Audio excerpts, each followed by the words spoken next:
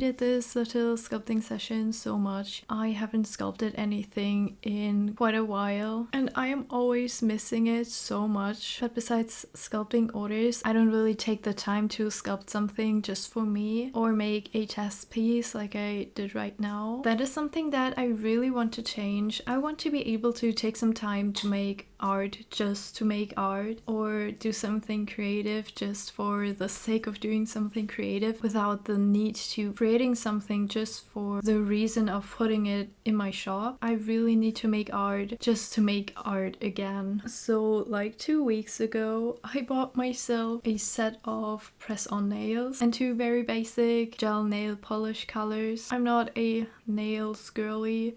I don't ever do my nails. I had a phase where my nails were like always painted black, but that's about it. And I'm not able to actually do art with long nails, so I would never like get them done professionally. I'm thinking of starting another project besides this YouTube channel, but I don't really want to talk about it yet.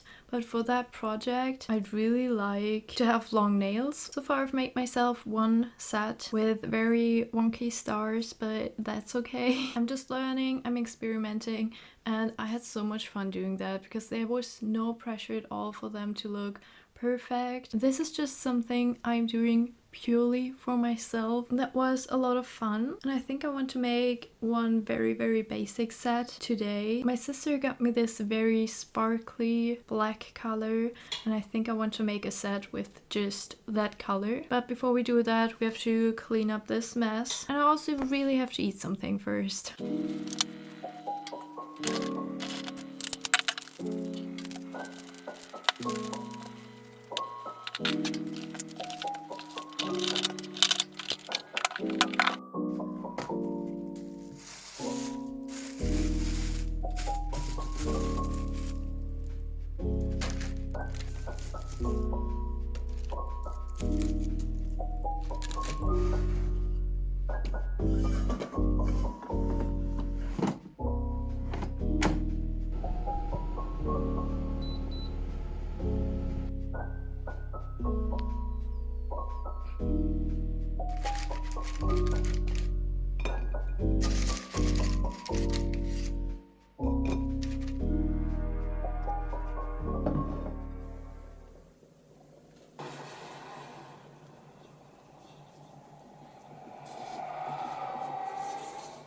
Painting on the details on my pals is always my least favorite thing to do. I have a very slight double vision, so it's really tricky for me to paint very fine details. That's why I hold my thumbs very close to my face, or I put them on my knee to paint. And it is really tricky to get a good angle for filming like that. I really tried filming the painting process properly for a while, but that was just so much more exhausting and time consuming, so I don't really do that anymore. And now, while the chum is drying, let's make some nails.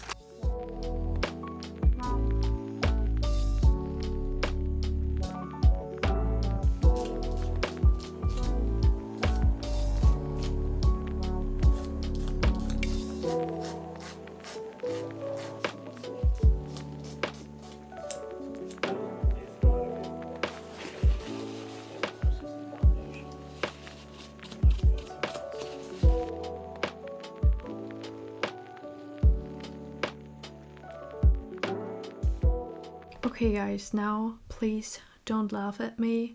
I didn't buy these fancy, I mean they aren't even that fancy, they only cost a few euros, but I did not get these stands where you put the nails on to paint them. So I made a little DIY project out of it and made a very ugly stand thing to put my nails on. I will get proper stands for them eventually, but for now this is all I have.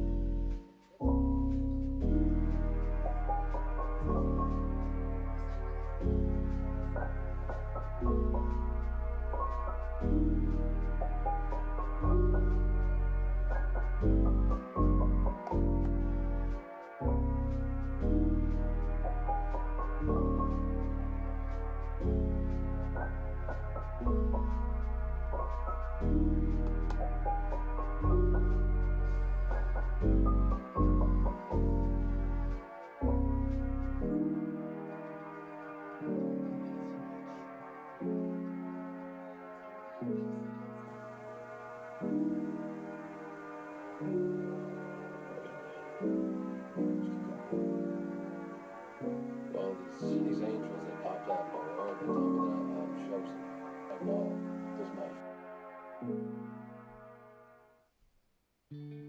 The nails are done. They turned out exactly how I wanted them. Like very simple, but extremely glittery. This took me quite some time, so I think the paint on Comet is now dry enough and we can glaze it. When I first started glazing my pieces, I used UV resin, like probably most clay charm artists do, but I had a lot of troubles with it. If you didn't know, UV resin is very toxic while it is uncured, so you have to be very careful with it, and it was stressing me out so much, and it also never worked for me that well. It didn't cure evenly. I had lots of bubbles. Sometimes it didn't cure at all and remained sticky. As I said, uncured resin is toxic, so I eventually decided to switch and I started using the Glossy Glaze by Fimo and a glossy polyurethane varnish. But the problem with that is,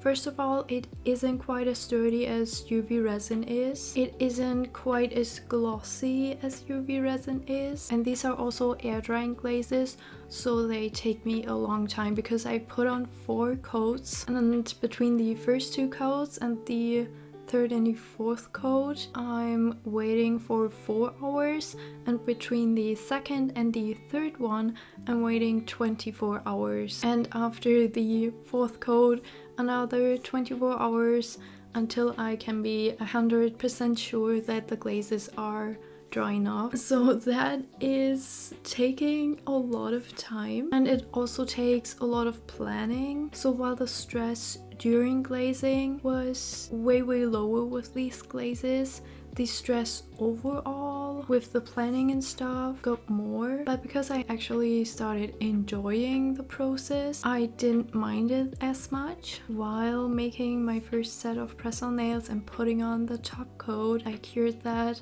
I took them out and the top coat was hard after like 60 seconds, and with UV resin it always took me like at least 5 minutes, and even then, as I said, most of the time it still was very sticky. So I started to wonder, is it possible to glaze my charms with a gel polish? Because that feels really sturdy. It's not sticky, it feels very sturdy. I don't leave any marks with my nails in it. So I did a little research, and apparently there are some creators who use gel polish as a coat for their polymer clay charms, and I tested it out on a teeny tiny charm that I had laying around that wasn't glazed yet, and that was like a week ago, and it is looking pretty good. I also found out that gel polish is way less toxic than UV resin.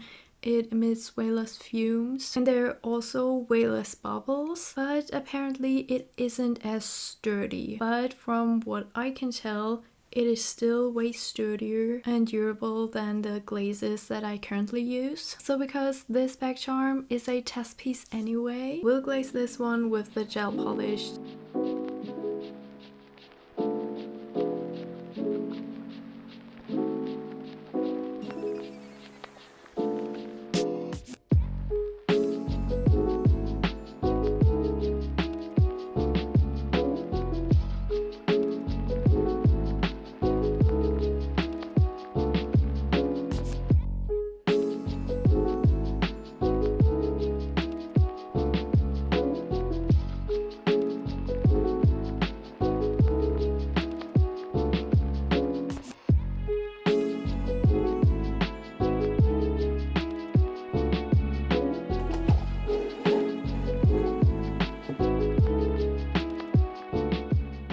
did it. This was so quick. I'm like really impressed with how well this worked. It is so much glossier than this one. They are very glossy. I don't want to play that down, and I'm generally very happy with how these look and with how sturdy the glaze is. This just feels a little bit nicer. It looks a little bit nicer, and it was so much easier and quicker. So I'm really excited to see how this is holding up over the next couple of weeks. I have an order to pack, but I think we have to do that tomorrow. I am really exhausted. It is now 1 a.m. So see you guys tomorrow.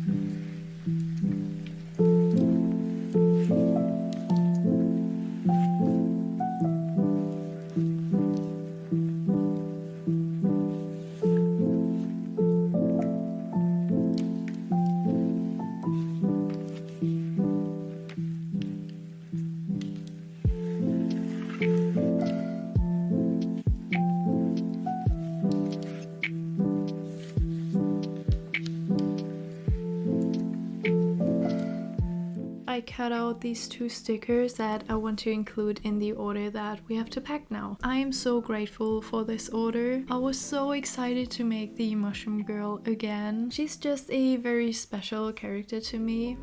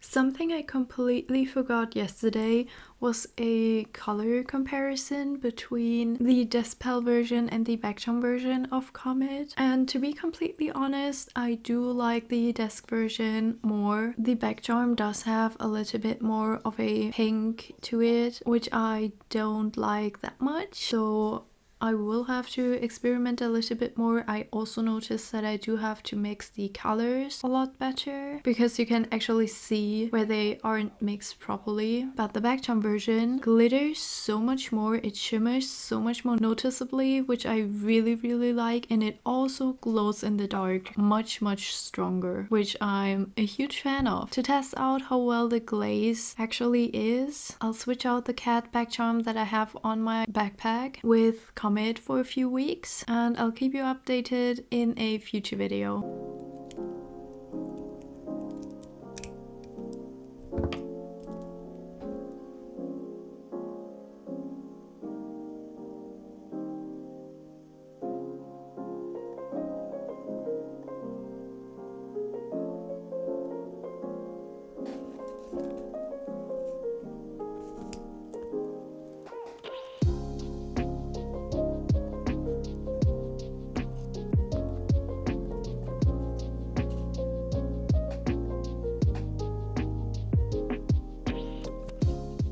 Anyway, that's it for now. Thank you so much for watching. Thank you so much for being here. I really appreciate it. If you want to support me, you can do so by liking the video, subscribing to the channel, or if you're interested, you can check out my shop. The link is in the description below. I hope you have a wonderful rest of your day. See you in my next video. Bye!